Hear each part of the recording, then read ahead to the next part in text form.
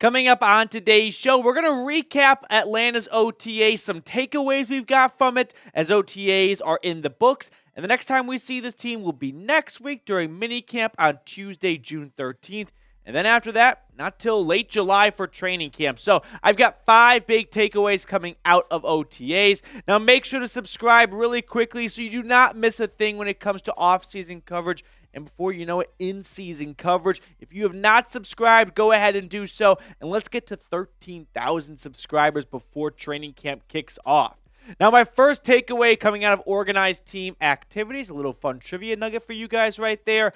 Desmond Ridder is a leader. There have been a lot of compliments on his leadership, his ability to command a huddle, command this team as their QB1. Scott Blair wrote this on Desmond Ridder saying, "From what I've seen, Ridder has great command of the huddle. He's vocal as heck when things go right and when they go wrong. He has done a good job finding receivers and threading needles and operating the offense as well. Has he been perfect? No. No one has, and no one should be as coaches work to pair their scheme to their current personnel. Ridder is a natural leader, and if the whole starting quarterback thing doesn't go super duper well, maybe he can kind of be like Chase Daniel on steroids, right? If you want to stick around in this league, be a backup for a long time, be a good leader, be a nice guy, be a, addition to the locker room. And Desmond Ridder checks all the character boxes that teams look for in a quarterback. He just needs to check one of the big boxes, like being a very good quarterback, which you can't really find that out in June when it's non-padded practices and it's basically flag football with no pass rush and no tackling downfield. I'm a little bit concerned on his play, though, because it is flag football, right? And in June, it's designed for the offenses to win. So when the defense is getting some wins, you can spin zone it going, oh, that's a great defense. Yikes, no. The offense is supposed to win when it's 7-on-7s because there's no ability for defenses to sack the quarterback. They have all the time in the world to find an open receiver. So when they don't, that's a bit concerning, and it's not a compliment as much as you think to the defensive backs. Desmond Ridder has been largely untested, just 4 games under his belt. As we have all stated this offseason, he improved throughout those 4 games, but this will be his true kind of rookie-ish season where he gets to be QB1 from the get-go, and he gets to open up week 1 as the starter. Blair also had this to say. I would say that Desmond Ridder has been good and will continue to improve as we get into camp and the preseason. He needs reps. He's getting them right now, and ask any of his teammates how Ridder is doing, and they rave. Not with coach speak, but with passionate support. That's insightful in itself. The only rain cloud I'm going to offer to this is unless the Falcons defense is like the 85 Bears, I'm going to need Desmond Ridder to be a bit better against a defense that had the second fewest amount of sacks last year and a secondary that wasn't, ecstatic or one of the best in the league and maybe pedestrian middle of the pack at best. So I'm going to need more positive Ridder reports, not about his character as much, and that's great. I like that, don't get me wrong, but about him throwing touchdowns because there's a lot of nice guys in the league.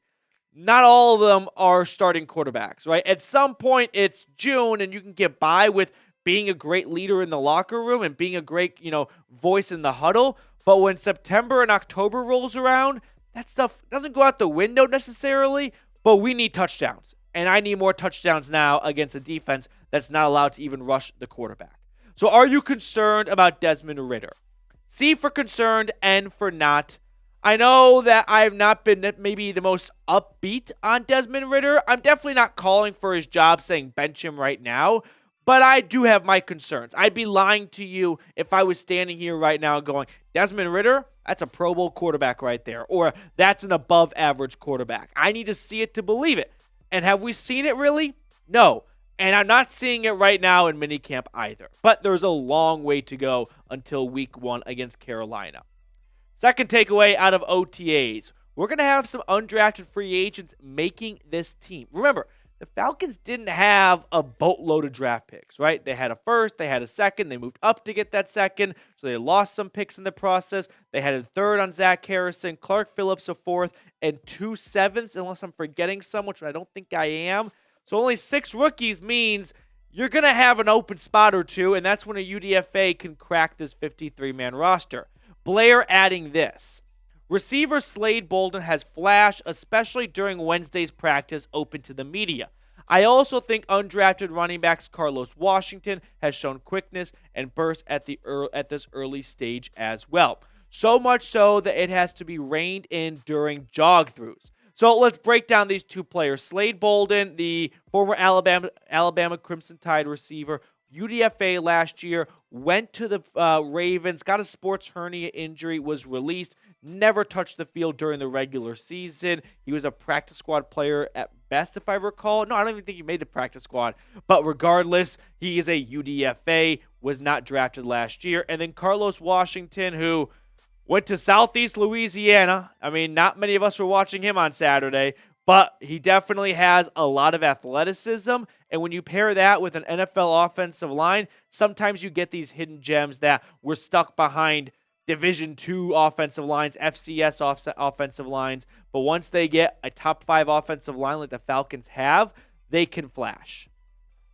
Third takeaway coming out of OTAs does not have anything to do with anyone on the current 90-man roster, but about someone else, Yannick Ngakoue, who has been rumored to the Falcons throughout the offseason. Atlanta needed pass rushers this offseason. They added a good amount, but they could always stand to add a couple of more. And we get some insight on the Falcons having any interest or maybe lack thereof on Yannick Ngakoue. They like the collection of talent as currently assembled, believing Lorenzo Carter and Arnold Ebekitie can create havoc from their weak side end / jack linebacker / whatever you want to call it, edge rusher spot. Those guys are good run players as well. That's what Scott Blair wrote in a mailbag when asked about the Falcons potentially signing Yannick Ngakoue. I think Terry Fontenot might not watch our videos as much as I like to think he does, because it appears that he is content on the current defensive front he has compiled, and I can't really fault him for that. It started off with bringing back Lorenzo Carter, and then they added David Onyemata and Calais Campbell, so 2 brand new starters to the defensive line. They signed Caden Ellis, they signed Bud Dupree, they have Troy Anderson, the linebacker room is revamped. They brought a lot of new pieces in. I'm not terribly surprised that Terry Fontenot doesn't want to sign Yannick Ngakoue, because what was the point of adding a couple of these players if everyone's going to have a reduction in snaps because you add Ngakoue? Don't you want to see how the moves you made pan out already? I still want Yannick Ngakoue because I want this team to be successful this year, despite someone commenting, by the way, on a video asking if I was a Saints fan. That was very odd. And I think Yannick Ngakoue improves this defense. But I can also admit that I see the logic in, you already added a lot of pass rushers. Maybe wait and see how those guys work out before bailing on them before we even get to preseason football and adding Ngakoue, who's going to come in. He's going to start, and he's going to start over someone you already signed. So it's a bizarre use of someone else's money. Like, could you imagine ordering, delivery off someone else's credit card?